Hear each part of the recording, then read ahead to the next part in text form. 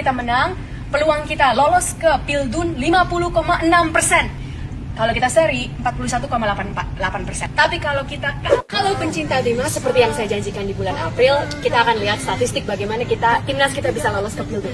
Saat ini kita sedang di babak ketiga dan ada 6 game dan kita masih punya 2 game lagi. Ada 2 jalur, hanya ada 2 jalur untuk kita bisa lolos ke Pildun. Jalur pertama itu adalah yang namanya jalur langsung. Siapa yang bisa ikut jalur langsung?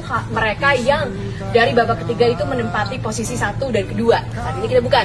Tetapi kita ada kemungkinan itu. Kita bisa lolos jalur langsung. Persentasi kita atau probabilitas kita adalah 1,3%.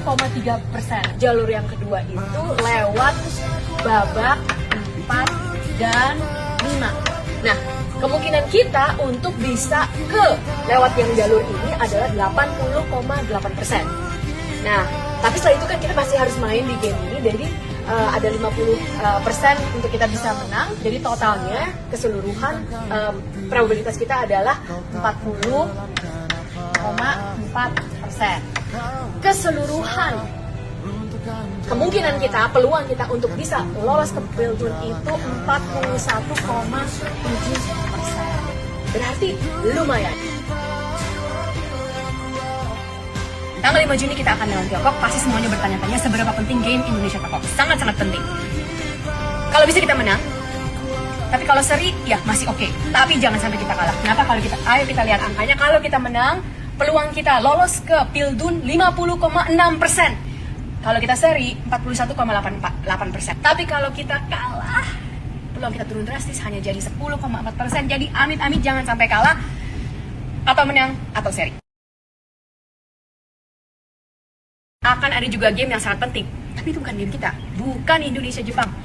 Ternyata kalau kita lihat hitung-hitungannya, pertandingan Bahrain Saudi itu bahkan lebih mempengaruhi peluang kita lolos ke Pildun daripada pertandingan kita sendiri lawan Jepang di Osaka tanggal 10. Kalau Bahrain menang, peluang Indonesia lolos ya.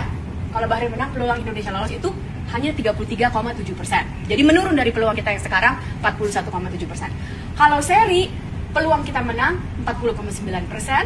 Kalau Saudi menang, peluang kita lolos ke Pildun adalah 44,5%. Jadi semuanya harus nonton Bahrain Saudi, dan kali ini demi timnas kita harus doain supaya Saudi menang.